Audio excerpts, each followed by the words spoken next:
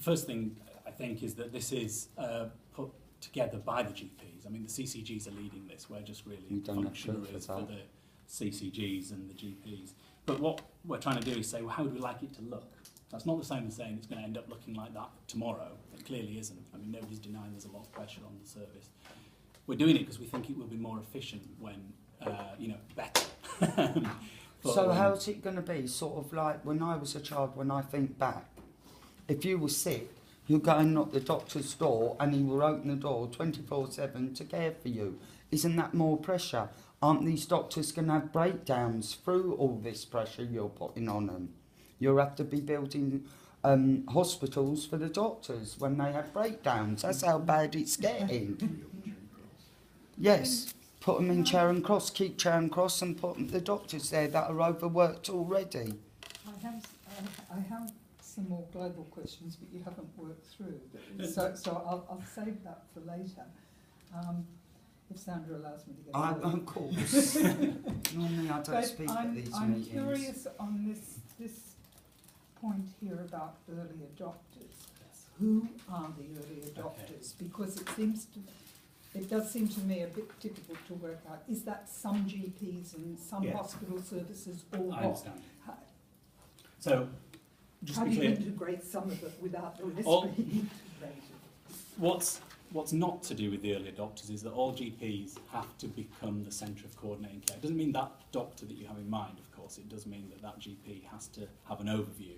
They could do it by employing, some more nurses or nurses plus administrators. There are lots of different models about that. That's not something that's just going to happen with the early adopters. That's got to happen everywhere. And it's the CCGs, it's the GP-led CCGs that have said that has to happen. And they say that's because their patients say, I'm sitting here, I don't know who's taking care of my care. I want somebody I can talk to. Sort of, in a way, like you're talking about, in the past, you would go to your GP for everything. And in a way, a lot of people tell their CCGs, apparently, that that's what they'd like to see again. They want at least somebody who can tell them what's going to happen next. And I must admit that kind of chimes with my own experience to some extent.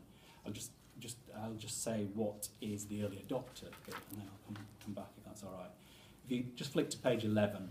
I want to ask something, because I have a patient and I've been told that the hospital has to look after me, give me care. When I was in hospital, they said, no, it's Hammersmith and Fulham.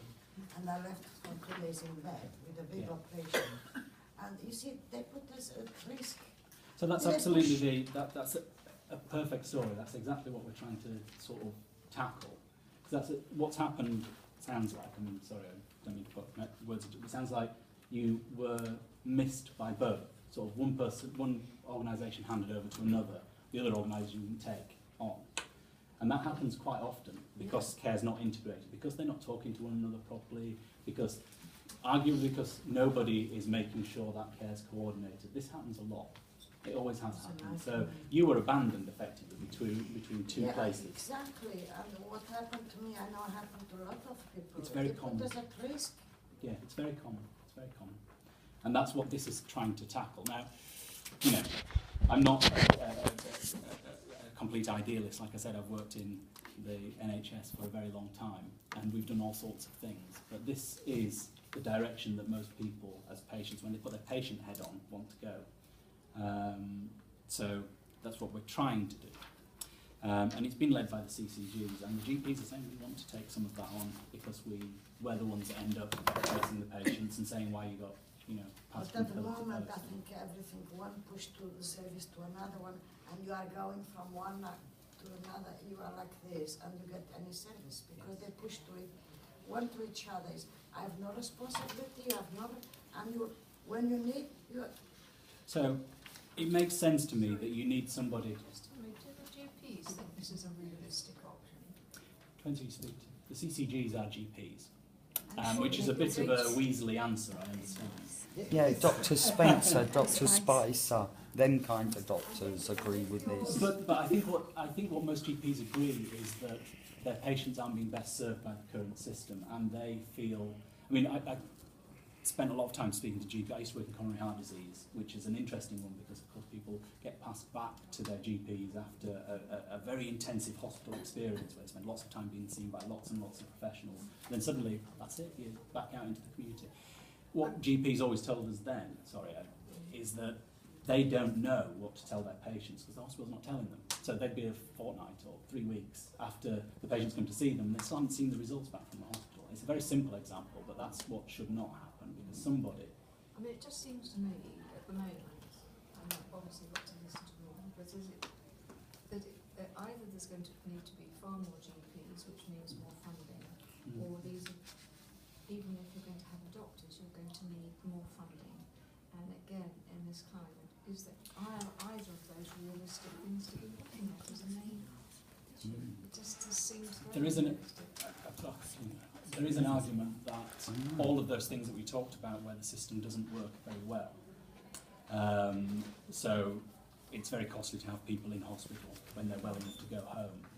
That actually adds up to quite a lot of additional cost. And if you've got that right, so if you had a person who was fit and well enough to go home, but they needed a little bit of additional daycare, for example, which happens, this happens all the time, everybody, I think most people are nodding that they know that happens.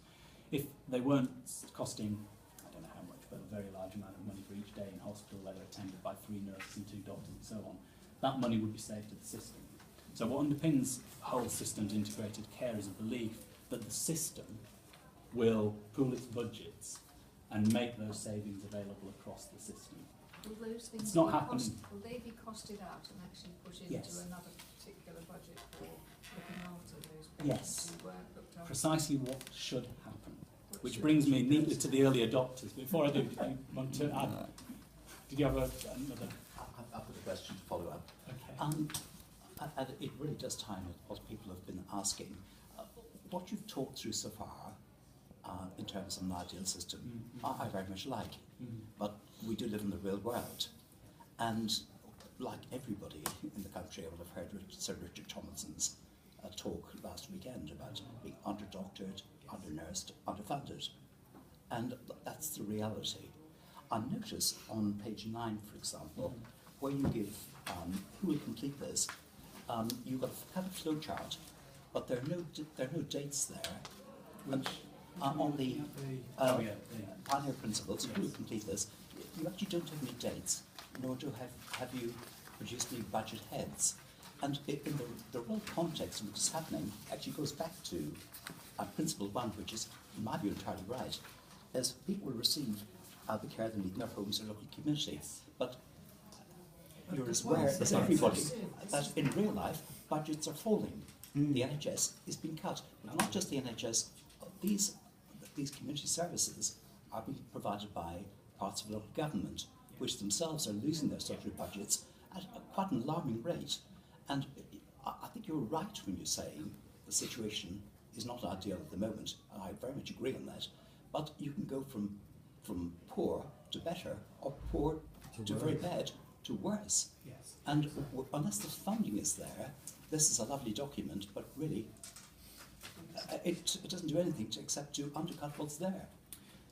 I think just to supplement that, given I'm still waiting for the answer to my question, but my more general The next point, slide. my more general point was also, how does this fit? Because I think, and again, I think there's some quite exciting ideas here, but how does this fit with the reorganisation proposals for hospitals, which is quite key, at least for some of us, in fact for a hell of a lot of people in the area. I think I need to say that North West London's record with local people in Hammersmith and Fulham is not good. The consultation over the hospitals was just appalling. And there's a lot of suspicion and antagonism as a result. So it's sort of, how does that fit with the planning? And just to echo Jim's point, where is the funding coming from?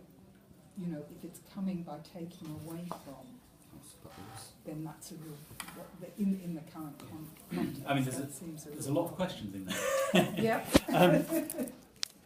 Sticking to the bit that I'm really passionate about and working on at the moment, which is, in a way, feels like the easy bit, which is not the underlying economic and political questions you're asking there. The consultation in the past hasn't been good, and I think that's for the reason we talked about before, because people who are, technicians, and I include doctors and nurses and managers and the whole sort of infrastructure there, and the same for local government. You know, we can expand that in both directions. We'll come up with a plan technically, and then present it for consultation. And what we're trying to do is start earlier with that consultation. We're not calling it consultation, we're calling it proper co-design, where people come together at equal level and say, you know, let's not let it get to that stage, let's join in earlier. And I think what I hear is how the first scenario has happened quite a lot in northwest London, and, you know, to be frank, everywhere else. And there's no doubt that those professionals we talked about have quite a lot of knowledge and have a lot of technical expertise. And the argument we're making when we talk about co-design is what they're missing is the context of people's real lived experience. So co-design is about taking that context of how people actually experience care and adding it to, you know, the people who can do the financial planning and the care planning, and the people who understand how care has to be delivered at one end, but not how it is experienced at the other end. So that's what we're trying to do. Which is why we're very excited about that.